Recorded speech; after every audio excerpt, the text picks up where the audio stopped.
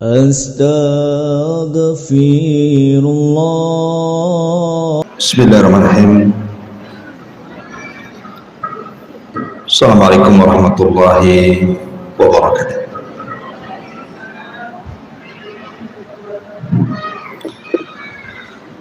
Alhamdulillah wassalatu wassalamu ala Rasulillah wa ala alihi wa sahbihi wa mawalah wa la hawla wa la quwata illa billahi wa ba'd. Alhamdulillah, di pagi hari ini kita bisa duduk untuk bertalabul ilmi, dan kajian di pagi hari ini meneruskan kajian Arba'in Nawawi, dan kita masuk pada hadis ke-23. Kita baca hadisnya dulu. An Abi Malik Al-Harithi Ibn Asim Al-Ash'ari radhiyallahu anhu qala qala Rasulullah sallallahu alaihi wasallam at-tuhuru syatrul imani walhamdulillah tamla'ul mizan wa subhanallah walhamdulillah tamla'ani aw tamla'u ma bainas sama'i wal ardi. Was-salatu nurun was-sadaqatu burhanun was-sabru diya'un wal-Qur'an hujjatun laka aw 'alaika kullu nas yaghdu faba'i'un nafsah famu'tikuha aw mubikuha. Rawahu Muslim. Dari Abi Malik Al-Harithi Ibn Asim Al-Ash'ari radhiyallahu anhu. Abi Malik ini termasuk dari orang-orang Ansar, dan dia seorang Ash'ari, artinya dari kabilah yang berasal dari Yaman. Dan kabilah Ash'ari berasal dari Yaman itu terkenal bacaan Al-Quran, sampai-sampai Nabi SAW kalau dalam pertempuran dan di malam hari apabila melewati pasukan perang, maka Nabi selalu mengatakan, inni a'lamu aina maudi al-ash'ariyin. Aku tahu di mana letak istirahatnya pasukan dari kabilah Ash'ari. Kenapa Nabi SAW mengetahui padahal malam-malam dan tidak kelihatan? Karena kebiasaan sahabat dari kabilah Ash'ariyin kalau malam senantiasa sholat malam dan mengeraskan bacaan Qur'annya, dan punya suara khusus, keindahan suara yang luar biasa kabilah Ash'ariyin. Salah satu sahabat yang dipuji karena bacaan Qur'annya adalah Abu Musa. Abu Musa itu dari Ash'ari, sampai-sampai Nabi SAW mengatakan, suaramu seperti suara taranumnya Daud ketika membaca Zabur. Intinya kabilah Ash'ari ini memang terkenal bacaan Qur'annya. Lah Abi Malik Al-Harith ini, dia seorang Yamani, orang Yaman, kabilahnya Ash'ari, dan dia meriwayatkan hadis dari Nabi SAW sebanyak 27 hadis yang sampai kepada kita. Dan beliau meninggal di zaman kekhilafahan Umar ibn al-Khattab radhiyallahu anhu. Itu biografi sedikit dari Abi Malik Al-Harith bin Asim Al-Ash'ari radhiyallahu anhu. Taib. Beliau mengatakan, aku mendengar Nabi SAW bersabda, At-tuhuru syatrul iman, bahwa bersuci itu separuh daripada iman. Kalimat at-tuhur, kalimat bersuci, maksudnya bersuci dari apa? Tentu yang paling besar adalah membersihkan hati dari kesyirikan, membersihkan hati dari kesyirikan, dan juga dari dosa-dosa di bawahnya. Ataupun maknanya membersihkan badan dari hadas ataupun najis. Makanya selalunya kalimat at-tahur digandingkan dengan salat, seperti dalam hadis ini.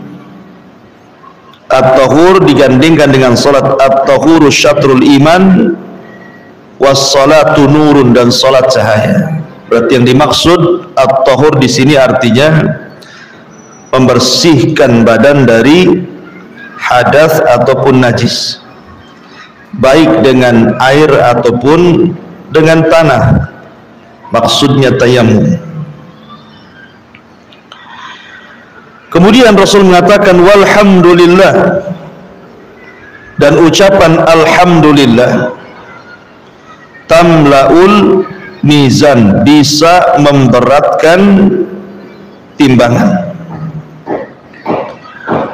Ada sebuah hadis yang sering kita dengar, kata Nabi SAW, kalimatani khafifatani ala lisani sakilatani fil mizani habibatani ala rahmani subhanallah wa bihamdihi subhanallahil azim.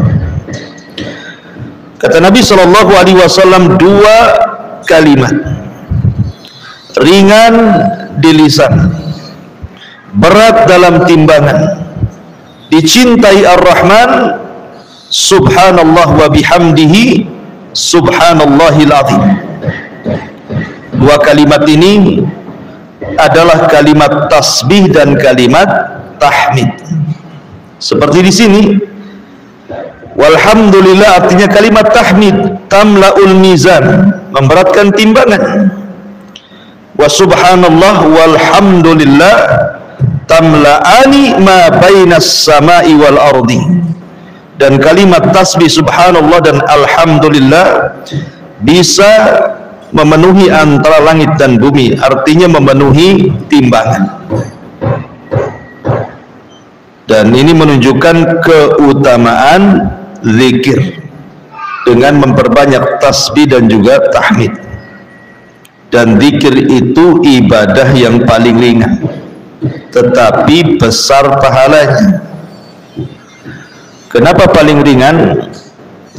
Karena zikir ini tidak seperti ibadah yang lain, tidak terikat waktu, tidak terikat tempat, tidak harus mengeluarkan tenaga, tidak pula harus mengeluarkan biaya. Bisa dilakukan anak kecil, bisa dilakukan orang remaja, bisa dilakukan orang dewasa, bisa dilakukan orang tua, laki-laki dan wanita. Tidak harus kemudian ditentukan oleh tempat ataupun waktu yang mengikatnya. Kapanpun zikir itu bisa dilakukan. Ibu bisa zikir sambil jalan, ibu bisa zikir sambil ke pasar, ibu bisa zikir sambil masak, ibu bisa zikir sambil tidur. Jadi zikir itu ibadah ringan sebenarnya, dan ibadah kapan saja bisa dilakukan, tetapi demikian pahalanya besar. Salah satunya adalah bisa memberatkan timbangan. Kemudian adapun tasbih dengan tahmid, bedanya apa tasbih dengan tahmid itu? Kalau tasbih itu membersihkan segala sifat-sifat yang kurang bagi Allah, tetapi kalau tahmid menetapkan sifat-sifat yang terpuji bagi Allah. Jadi kebalikannya. Kalau tasbih membersihkan Allah dari sifat-sifat yang mengurangi hak Allah Subhanahu wa taala. Kalau tahmid sebaliknya menetapkan sifat-sifat yang terpuji dan sempurna bagi Allah Subhanahu wa taala. Kemudian kata Nabi sallallahu alaihi wasallam, as-salatu nurun. Salat itu cahaya. Was-sadaqatu burhanun. Sedekah itu bukti. Was-sabru dhiyaun. Dan sabar itu cahaya yang sangat terang. Di sini ada kalimat nurun, burhanun, dhiyaun. Ini sebenarnya tiga kata ini semua bicara tentang cahaya. Jadi arti nur ya cahaya, burhan juga cahaya, dhiya juga cahaya. Lalu apa bedanya tiga cahaya ini? Kalau nur itu cahaya tetapi membawa ketenangan, itu disebut nur. Cahayanya membawa ketenangan. Tetapi kalau dia itu cahayanya membawa rasa panas. Makanya cahaya matahari dengan cahaya bulan itu beda. Kalau cahaya matahari disebut dia, kalau cahaya bulan disebut nur. Dan itu sebagaimana Allah mengatakan wa ja'ala syamsa diya'an wal qamara nurun. Wal qamara nurun. Di sini Allah mengatakan wa ja'ala syamsa diya, dan Allah jadikan matahari itu cahayanya dia, dan Allah jadikan bulan itu cahayanya nur. Apa bedanya cahaya bulan dengan matahari? Kalau cahaya bulan tidak ada rasa panas, tenang kita ya kan. Kalau berjalan di malam hari sedang bulan purnama, nyantai saja kita jalan kan, tidak perlu bawa payung untuk supaya membentengi cahaya bulan dengan kita. Yang ada kita menikmati dengan cahaya itu. Itulah sholat. Cahayanya itu membawa ketenangan seperti cahaya bulan. Kalau sabar itu disebut dia, cahayanya membawa panas seperti cahaya matahari. Kalau seandainya ibu siang-siang itu ya ada matahari terik, kemudian kita berjemur, itu terasa panas. Bahkan ada orang yang tidak sanggup sehingga harus pakai payung untuk membentengi dia dan cahaya matahari. Artinya kenapa sabar itu diibaratkan cahaya matahari? Karena sabar itu perlu adanya ta'ab, harus adanya pengorbanan, susah, sedih, capek gitu ya. Makanya cahayanya seperti cahaya matahari. Tetapi kalau burhan itu hasil daripada cahaya matahari. Tidak harus kemudian kita berpanas-panasan. Seperti umpamanya kita berada di sebuah rumah tanpa ada listrik, tetapi cahaya mataharinya sampai ke rumah kita. Itu disebut burhan. Itu secara bahasa ya. Tetapi di sini yang dimaksud as-salatu nurun, salat itu cahaya, maknanya apa? Salat itu cahaya yang menerangi jiwa manusia, dan dengan cahaya itu manusia tidak disesatkan dalam perjalanan dunianya. Jadi cahaya di sini maksudnya hidayah. tidak akan tersesat kalau orang sholat itu berjalan di dunia, karena ada cahaya yang menuntunnya. Dan biasanya orang yang sholat itu ada cahaya di wajahnya, dan orang yang tidak sholat itu suram biasanya wajahnya. Bukan hanya di dunia, sholat itu juga akan menerangi kuburannya. Jadi as-salatu nur, bahwa sholat itu cahaya, maksudnya cahaya juga inda qabri, ketika dia masuk ke dalam kubur, maka kuburnya akan terang dan bercahaya. Bukan hanya itu saja as-salatu nur, cahaya di sini maksudnya juga cahaya yang bisa menerangi saat kita menyeberangi titian siratal mustaqim. Maka nanti kita akan diberikan cahaya untuk menyeberangi titian itu. Semakin banyak sholat di dunia, maka semakin besar cahayanya untuk modal menyeberangi titian siratal mustaqim. Itulah yang dimaksud as-salatu nur, sholat itu cahaya. Kemudian was-sadaqatu burhan, sedekah itu bukti. Sedekah itu adalah bukti keimanan.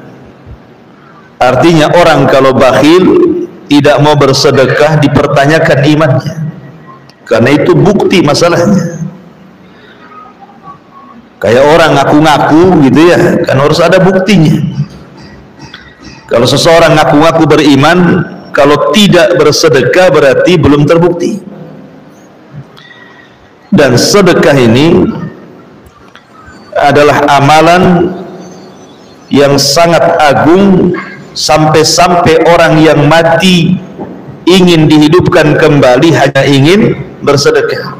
Laula akhartani ila ajalin qarib la asaddaqa wa akum minas salihin. Kalaulah Allah hidupkan aku walaupun sesaat, tentu aku akan bersedekah. Kenapa demikian? Karena orang yang meninggal ketika dikubur itu kan diikuti 3 perkara. Pertama keluarganya, yang kedua hartanya, yang ketiga amalannya. Keluarganya balik ke rumahnya, kemudian hartanya jadi rebutan ahli warisnya, kemudian yang sampai ke kuburannya adalah amalannya. Makanya kenapa kemudian orang yang dikubur itu ingin hidup itu, kalau bisa semua harta yang jadi rebutan ahli waris itu disedekahkan menjadi sebuah amal, karena hanya itu yang bisa masuk ke kuburannya. Makanya Rasul mengatakan, maluka, hartamu kata Rasul, apa yang kau makan habis, apa yang kau pakai usang, dan apa yang kau sedekahkan itulah yang akan sampai ke kuburan. Dan kalau saya buat semacam pertanyaan, ketika manusia berada di padang mahsyar, kemudian matahari didekatkan, keringat bercucuran, tentu kita ingin supaya Allah Subhanahu wa ta'ala membuat payung antara kita dengan matahari. Mau enggak kita ini kalau seandainya kelak di padang mahsyar itu Allah Subhanahu wa ta'ala berikan kepada kita payung sehingga kepala kita tidak langsung disengat matahari? Jawabannya tentu mau. Maka para ulama mengatakan kalau begitu bersedekah, karena sedekah itu adalah payung antara kita dengan matahari di padang mahsyar. Mana dalilnya? Sab'atun yudhilluhumullahu fi dhillihi yawma la dhilla illa dhilluh. Ada 7 kelompok yang tidak akan tersentuh sengatnya matahari, karena dia mendapatkan naungan di hari yang tidak ada naungan kecuali naungan Allah. Salah satunya rajulun tasaddaqa, seorang laki-laki yang bersedekah dengan tangan kanannya, tangan kirinya pula datang. Ma'asyiral muslimat yang dimuliakan Allah Azza wa Jalla, kalau ada orang yang bertanya, orang ini banyak masalah, masalahnya banyak sekali, terkadang ada masalah itu tidak tahu penyebabnya, tahu-tahu ada saja masalah itu, dan masalahnya tidak berhenti terus menerus. Kalau seandainya dikatakan kepada dia, mau enggak Allah subhanahu wa ta'ala selesaikan masalah, Allah mudahkan setiap urusan, Allah angkat setiap masalah, pasti jawabannya mau.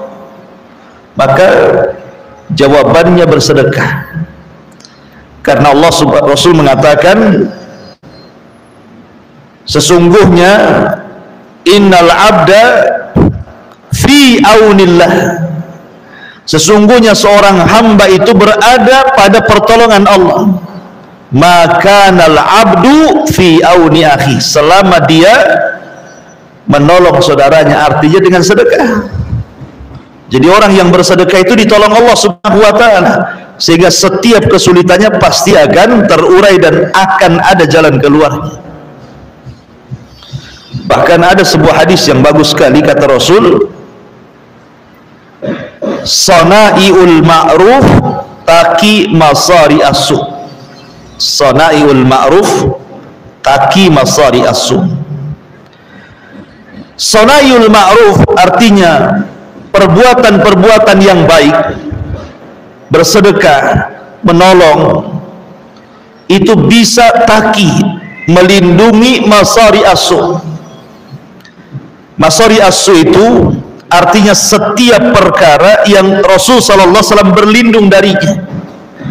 Seperti umpamanya orang meninggal karena tenggelam, orang meninggal karena terkena reruntuhan, orang yang meninggal karena jatuh dari ketinggian, ataupun meninggal su'ul khatimah.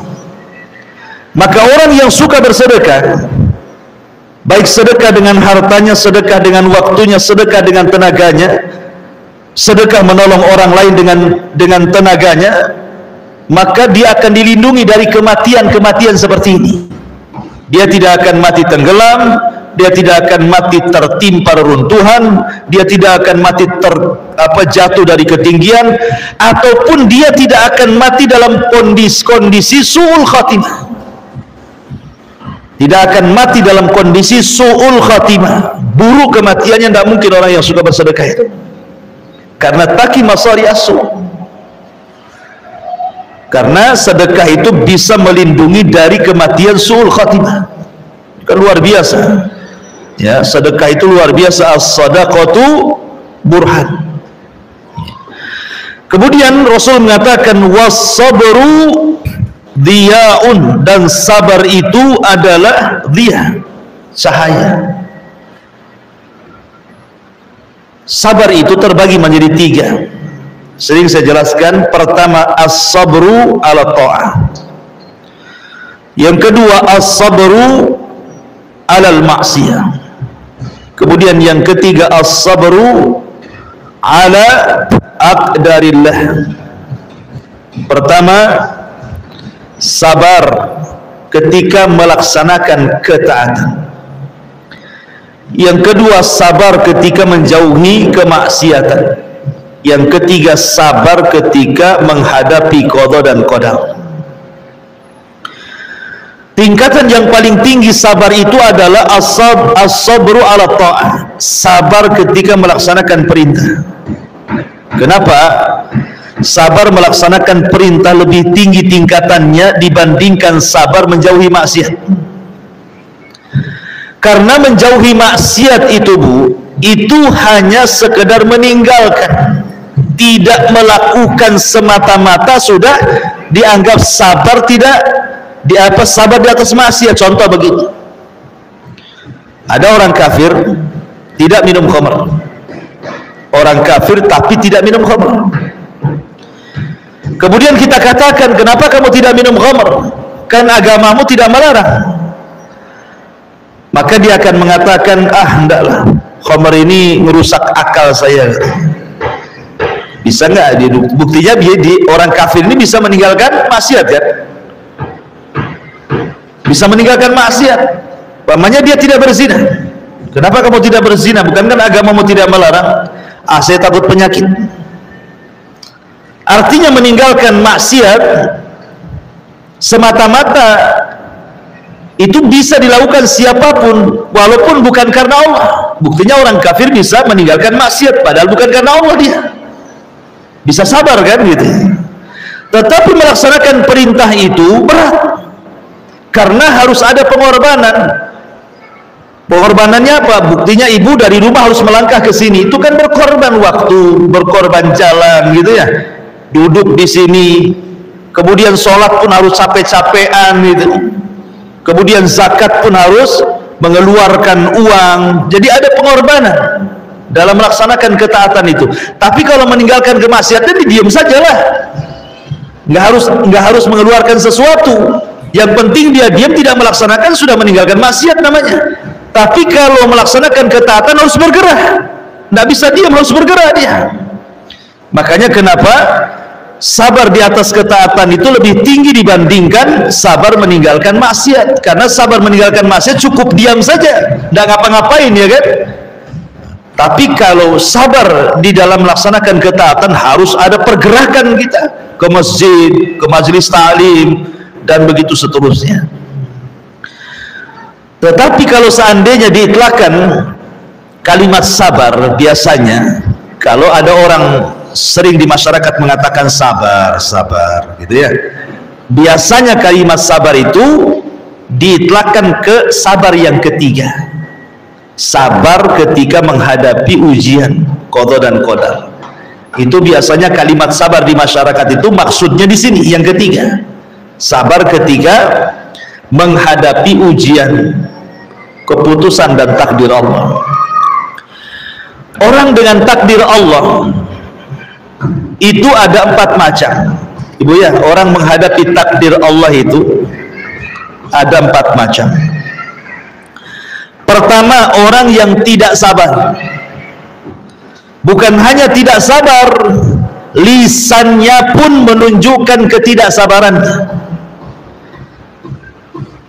Kan ada orang tuh di masyarakat itu kalau ditimpa musibah, lisannya itu ngomel terus, nyerocos terus ya. Kenapa mesti saya? Kenapa enggak si dia saja? Kenapa mesti saya? Kenapa enggak tetangga sebelah saja? Gitu ya. Kapan selesainya ini ujian untuk saya? Pokoknya mulutnya juga ngomong. Sudah tidak sabar hatinya, mulutnya pun tak dijaga. Ini yang pertama, ini seburuk-buruk orang, tasakhut dengan aqdar, tidak yakin dengan qada dan qadar. Kelompok yang kedua, dia berusaha untuk sabar, tetapi hatinya tidak redha. Hatinya itu tidak redha, kalau disentuh sedikit saja ngomong semua. Ya, jadi ada orang yang nampaknya sabar, tapi hatinya itu tidak redha ketika ditimpa musibah. Sebab kalau disenggol, semua keluar nanti omongan itu. Ada orang kayak gitu kan, dia disabar-sabari, tapi kalau sekali ada orang curhat, dia pun keluar semua isi hatinya. Nah, ini tingkatan yang ya lebih rendah daripada yang pertama. Ya. Kemudian yang ketiga, ada orang yang betul-betul sabar dan betul-betul redha. Bukan hanya sekedar sabar, tapi juga redha. Sudahlah, memang harus diapakan, musibah ini sudah dicatat oleh Allah 500 tahun sebelum Allah menciptakan langit dan bumi. Mau diapakan lagi? Terpaksa harus sabar. Dan dia berusaha untuk merelakan. Ya. Ini adalah sabar yang terpuji. Tetapi yang paling terpuji lagi, kalau dia sabar, kemudian redha, kemudian dia pun mengucapkan alhamdulillah. Bukan hanya sabar, bukan hanya redha, tetapi dia mengucapkan alhamdulillah. Maksud mengucapkan alhamdulillah itu, maksudnya dia masih mengingat kebaikan-kebaikan Allah yang lainnya. Contoh seperti kisahnya Urwah bin Zubair. Urwah bin Zubair ini suatu ketika bermasalah dengan kedua kakinya. Salah satu kakinya itu harus diamputasi. Kalau tidak, maka akan menjalir atau apa namanya, virusnya itu akan masuk ke tempat lain, maka diamputasi kakinya. Itu cara satu-satunya untuk menyelamatkan jiwanya. Saat diamputasi terdengarlah kematian putranya, terlempar dari kuda kemudian meninggal. Jadi ini dua musibah beruntun tuh. Musibah pertama kakinya harus diamputasi, musibah kedua anaknya meninggal dunia.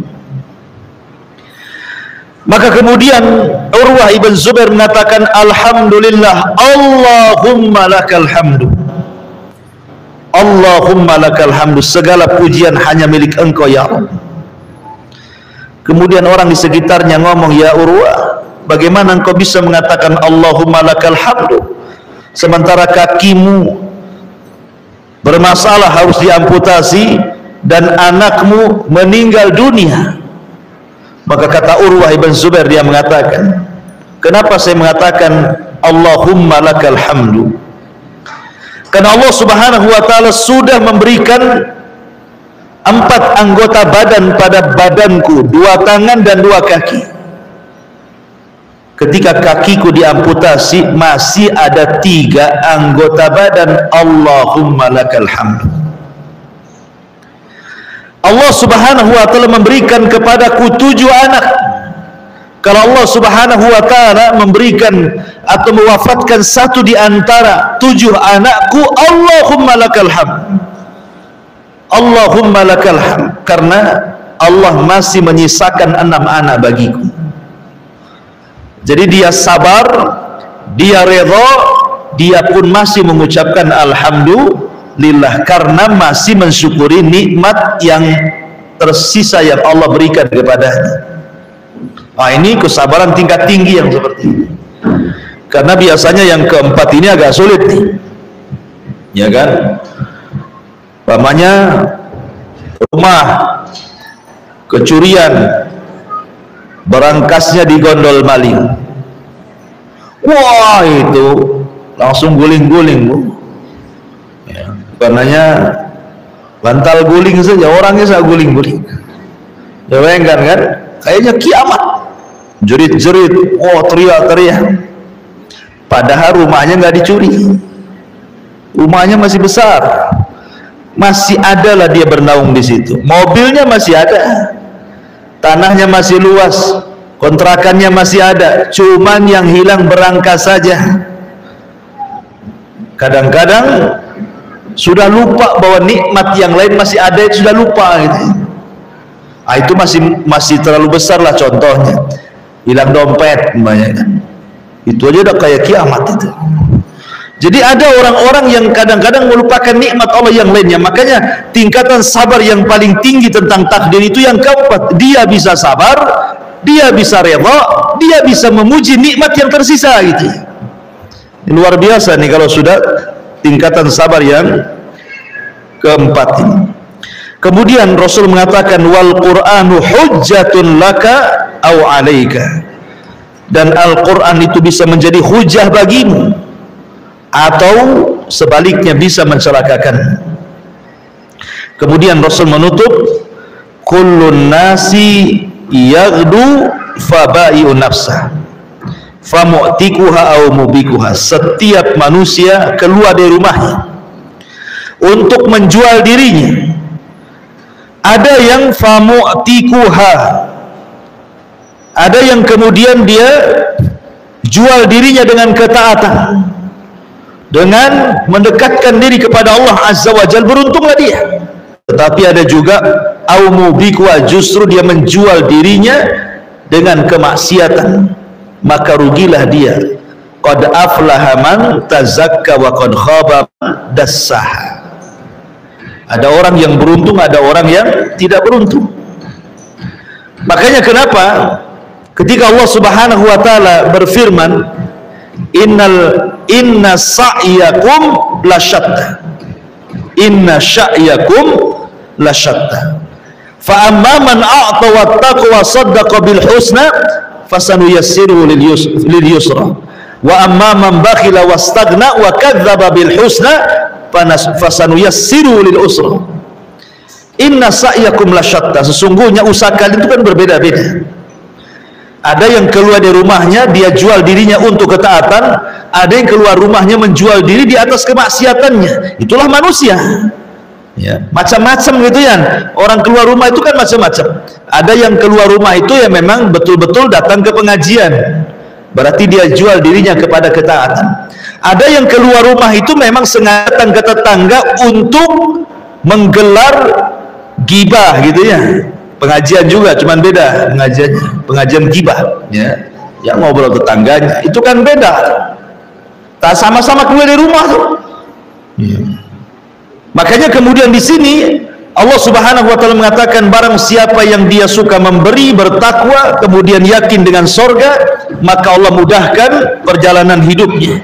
Tapi siapa yang bakhil, merasa cukup, tidak yakin dengan sorga, Allah persulit jalan hidupnya. Artinya manusia itu macam-macam bentuknya di dunia ini. Famu'tikuha au mubikuha. Ada yang menyelamatkan dirinya, ada yang menghancurkan dirinya. Oleh karena itulah maka kembalilah kepada asal daripada ciptaan Allah, wa ma khalaqtul jinna wal insa illa liya'budun. Tidaklah aku ciptakan jin dan manusia kecuali untuk beribadah kepada Allah Subhanahu wa taala. Wallahu alam. Ini di antara penjelasan singkat dari hadis Arba'in yang ke-23. Baik, kita buat tanya jawab saja, silakan. Bismillah. Assalamualaikum Ustaz. Waalaikumsalam.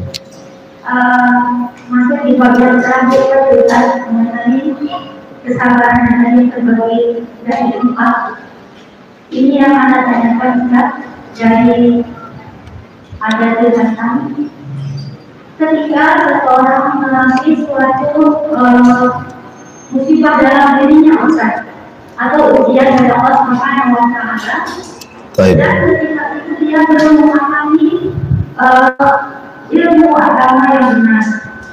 Dan tapi dalam dirinya dia mengatakan, karena dia terdolimi posisinya di sini, dia mengatakan, aku tidak ridho apa yang dilakukan orang itu terhadap dirinya sampai kapanpun, dan dia ingin melihat apa yang terjadi pada dirinya, rasa sakit yang terjadi pada dirinya, ingin melihat orang itu juga sakit seperti apa yang dia alami.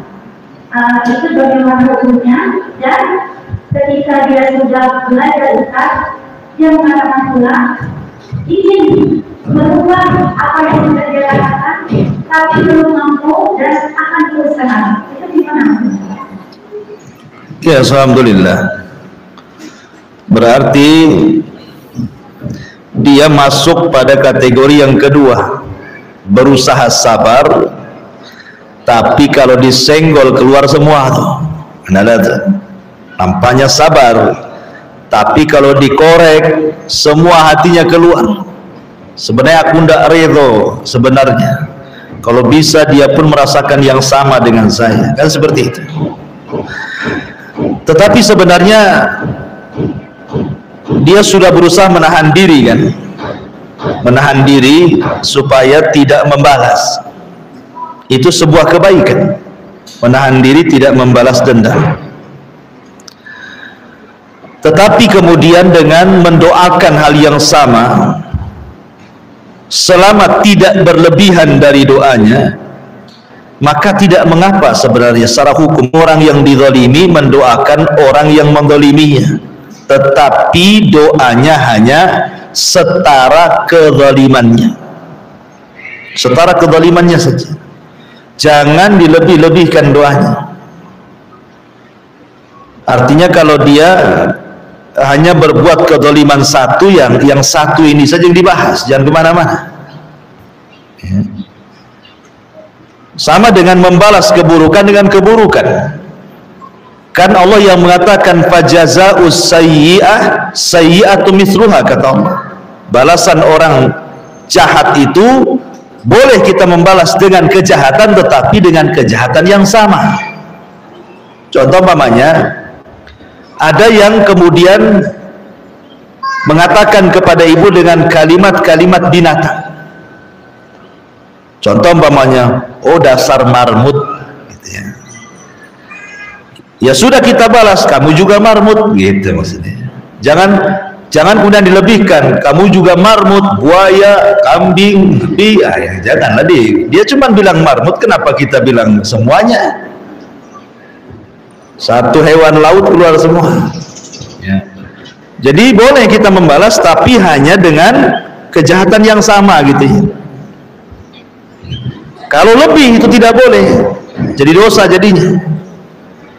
Maka kalaupun berdoa seperti itu, karena bagaimanapun orang yang dizalimi itu dia tidak akan nyenyak tidurnya, tapi orang yang berbuat zalim akan merasa nyenyak tidurnya. Makanya orang yang dizalimi ketika dia berdoa di malam hari, doanya akan melesat ke langit dan tidak ada antara dia dengan Allah penghalang. Tapi kalau seandainya dia bisa sabar, tidak membalas dan mendoakan kebaikan, tentu ini menjadi akhlak yang mulia, namanya sabar plus redha. Dia punya kesabaran dan keredhaan. Bahkan boleh jadi dia menjadi sebuah akhlak yang bagus karena mendoakan kebaikan. Gak apa-apalah, mudah-mudahan Allah sadarkan dia seperti itu karena nggak paham saja. Ya, dan Allah perbaiki kehidupannya. Itu lebih mulia lagi, tapi biasanya jarang yang seperti ini. Karena memang kalau sudah sakit hati biasanya ingin balas ya, itu umumnya. Tapi kalau yang tadi tanyakan, kalau memang sekarang sudah ngaji dan sudah berusaha tidak seperti dulu lagi, berarti ngajinya ada manfaatnya, ya kan? Berarti pengajiannya itu membawa manfaat. Jangan sampai ngaji nggak ngaji sama saja. Jadi niat ke pengajiannya apa gitu ya? Apa reuni saja? Ya kan harus ada manfaatnya orang dari pengajian itu. Oke. Kemarin kan kita ada puasa bertiga ya Ustaz. Itu dalam hadisnya dikatakan akan mengampunkan dosa setahun sebelumnya, setahun setelahnya. Jangan samakan. Kalau dosa yang sebelumnya kita kan banyak kita tidak pernah mengingat. Yang ini akan ada dosa sebelumnya. Itu apakah termasuk dosa yang kita buat secara sengaja Ustaz? Ya, alhamdulillah. Ingat, dosa itu ada dua macam, ada dosa kecil, ada dosa besar. Kalau dosa besar tidak bisa dihapus dengan amal soleh, dosa besar itu tidak bisa dihapus dengan amal soleh.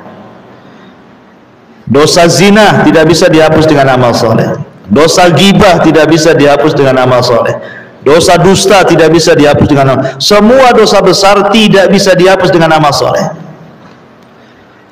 Jadi yang bisa dihapus dengan amal soleh itu hanya dosa kecil. Seperti mamanya dosa yang tidak ada ancaman dunia atau akhirat, memandang aurat tanpa sengaja, kemudian malah diteruskan dan dinikmati, kan itu dosa. Ya. Tetapi kalau dosa yang seperti ini, maka bisa dihapus dengan wudhu, bisa dihapus dengan puasa, bisa dihapus dengan sholat. Seperti di zaman Rasul ada orang yang khalwat, laki-laki perempuan khalwat, tidak ada mahramnya, berdua-duaan, tapi tidak berzina. Maksudnya berzina secara sungguhan, hanya sentuh-sentuhan, raba-rabaan, cium-ciuman, tapi tidak sampai berzina. Akhirnya kemudian laki-laki ini sadar, datang kepada Rasulullah. Rasul, saya tadi sudah melakukan kemungkaran besar, adakah tobat bagiku? Maka Rasul mengatakan, apakah kamu tadi waktu sholat asar kamu ada dan berjamaah bersamaku di Masjid Nabawi? Kata laki-laki ini, ya. Kata Rasul, kalau begitu idhab, pergi kamu, Allah sudah mengampuni dosa-dosamu. Dengan semata-mata sholat asar berjamaah saja sudah bisa menghapuskan dosa khalwat dia. Itu maksudnya. Kenapa? Karena Allah mengatakan innal hasanat yudhibna sayyiat, kebaikan itu bisa menghapuskan keburukan. Tapi ini kan dosa kecil, bukan dosa besar. Kalau dosa besar tidak bisa dihapus dengan amal soleh. Dosa besar itu hanya bisa dihapus dengan taubatan nasuha, betul-betul tobat. Disebut nasuha itu diambil dari kata nasihat. artinya tobat yang memberikan nasihat kepada orang yang bertobat. Ya. Sebab ada orang yang bertobat seolah-olah tobatnya tidak memberikan nasihat. Hari ini tobat, besok kemudian buat lagi. Itu bukan tobat tomat, habis tobat kumat namanya. Apa itu? Ya. Gak jelas, itu bukan nasuha. Betul-betul nasuha ya ngikutin rukun-rukunnya. Dia menyesal, kemudian tidak mau mengulang, kemudian dia mengikuti kebaikannya, keburukan dengan kebaikan, dan kalau itu berkenaan dengan hak Allah maka segera ditunaikan, kalau berkaitan dengan hak hamba maka segera disampaikan, begitu seterusnya. Nah, itu taubatan nasuha. Ya.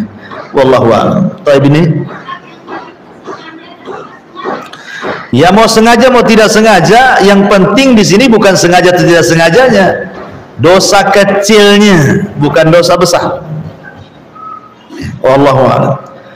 Baik, bismillah Ustaz, bagaimana cara pembagian harta warisan bagi istri sah dan istri siri?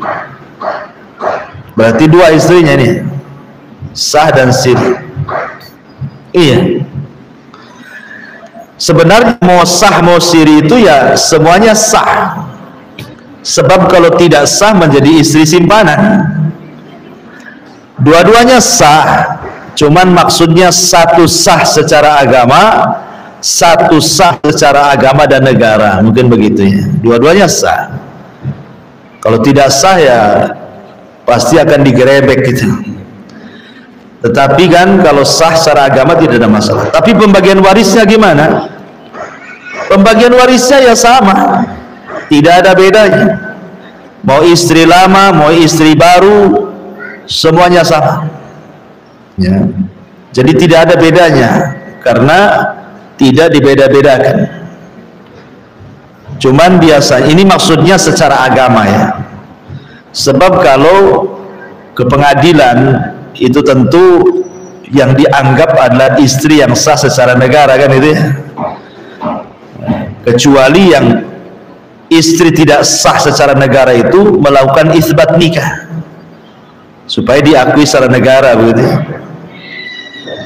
Tetapi kalau memang ada saksi, ada wali, kemudian bersaksi di persidangan, ya insya Allah pengadilan agama akan mengakuinya juga lah, karena kan pengadilan kita ini terutama pengagama itu masih menggunakan kompilasi hukum Islam, KHI kan rujukannya itu, artinya masih hukum Islam. Tapi ini soal pembagian istri sah dengan istri siri ya semua sama, bagian istri itu sudah ditentukan di dalam Al-Quran surah An-Nisa tentang pembagian waris, tidak dibedakan. Wallahu a'lam. Karena dua-duanya sah kan sebagai istri dia. Apakah benar kalau istri sah cara bagi harta warisan dengan cara seikhlasnya saja? Lah, ini seikhlasnya, ini sedekah namanya, bukan waris. Ya. Jadi bagi waris itu sudah ada ketentuannya, si fulan dapat sekian, si fulan dapat sekian, secara nas Al-Quran, Quran yang menentukan. Maka tidak bisa kemudian istri yang siri seikhlasnya, istri yang sah disesuaikan dengan pembagiannya. Dari mana ini? Ini menyelisih Quran. Tetap mengacu kepada pembagian yang sah dari cara waris. Sebab begini ya, kadang-kadang harta waris ini bukan harta jerih payah, bukan harta istilahnya apa ya, jerih payah kita, rasanya pun beda. Kalau harta yang kita bekerja kemudian dapat rupiah per rupiah kemudian kita kumpulkan, rasanya eman kalau seandainya hilang, ya kan? Rasanya itu gimana gitu kalau hilang, itu sedihnya luar biasa. Tapi kalau harta waris ini kan ibaratnya juga harta tanpa ada keringat, tahu-tahu dapat. Makanya kadang-kadang ada sebagian yang tidak bawa berkah. Ya, terkadang tidak ada berkahnya, tahu-tahu hilang, ya mudah juga hilang, tidak ada berkahnya. Kecuali kalau seandainya dia gunakan untuk kebaikan ataupun membalas kebaikan yang memberikannya. Tapi kan banyak anak yang dapat warisan tidak pernah berbuat baik kepada orang tua yang sudah memberikan warisannya. Berapa banyak coba? Habis bagi-bagi waris lupa orang tuanya. Tidak mau sedekah untuk orang tuanya, nggak mau beramal untuk orang tuanya gitu. Atau mungkin istri yang ditinggal meninggal suaminya dapat harta, dapatlah bagian istrinya. Kadang-kadang kalau sudah dapat bagian lupa juga kebaikan suaminya, apalagi dia sudah menikah dengan suami lain lagi, makin lupa lagi kan itu ya. Nah itu kadang-kadang seperti itu. Makanya yang jelas sih ya bagi-bagi harta sesuai faraid lebih baik. Wallahu a'lam. Iya. Titipan pertanyaan. Jadi pertanyaan ini bercanda, tapi menggunakan kalimat yang maksudkan. Dia kalimatnya seperti ini. Kalau seperti ini bisa mungkin kita. Jadi setelah dia berkata dengan kalimatnya, dia langsung istighfar. Tapi dia merasa ucapan ini doa, jadi hatinya masih tidak tenang. Apa yang harus dilakukannya? Maksudnya dia bertobat dari ucapan sebelumnya. Iya. Iya, nggak ada masalah sebenarnya. Kan kenapa coba ada doa kafaratul majlis? Kan ada doa kafaratul majlis kan? Apa gunanya doa kafaratul majlis itu? Karena biasanya kalau kita bermajlis, terkadang ya namanya bermajlis kumpul-kumpul ngobrol, terkadang ada yang tersinggung dengan ucapan kita gitu ya. Terkadang ada ghibah di dalamnya kita tidak tahu, terkadang ada penghinaan. Makanya ditutup dengan kafaratul majlis.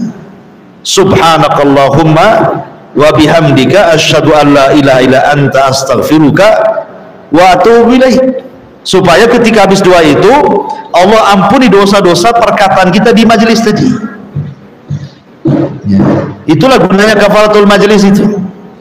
Makanya penting Bu, kalau ibu ngobrol sama tetangga entah sejam 2 jam atau 5 jam, itu ngobrolin apa tuh 5 jam tuh umpamanya kan, kemudian mau pulang, baca doa kafaratul majlis. Ya namanya ngobrol kan tidak tahu kan, awalnya ngalor jadi ngidul gitu ya. Jadi karena tidak tahu kita kemana-mana, itulah pentingnya kafaratul majlis itu, supaya jadi kafarah untuk menggugurkan dosa di majlis itu, maka disebut kafaratul majlis. Maka juga sama tadi pertanyaan yang mengatakan gimana kalau sudah terlanjur mengucapkan kemudian istighfar. Ya kita lihat ucapan ini merugikan atau tidak. Kalau merugikan orang ya minta maaf sama orangnya, tidak bisa istighfar saja. Tapi kalau tidak merugikan orang, hanya merugikan diri sendiri, ya kita cukup antara kita dengan Allah saja. Karena ucapan manusia itu kan ada 3, ada yang mengandung dosa, ada yang mengandung pahala, ada yang tidak mengandung dosa dan pahala. Itu ucapan manusia itu. Yang akan dihisab itu cuman perkataan yang mengandung dosa dan perkataan yang mengandung pahala. Tetapi perkataan yang tidak mengandung dosa dan pahala tidak akan dihisab, tapi tetap dicatat walaupun tidak dihisab gitu ya. Makanya pentingnya istighfar, doa kafaratul majlis kalau memang orang ramai, dan berusaha untuk menjaga lisan gitu. Karena setiap ucapan kita akan ditanya. Adapun tadi umpamanya terpikir dengan ucapannya nanti sebuah doa, kan dia sudah minta ampun, sudah istighfar. Ya, mudah-mudahan tidaklah kan begitu. Wallahu a'lam. Ya saya kira cukup ya, karena juga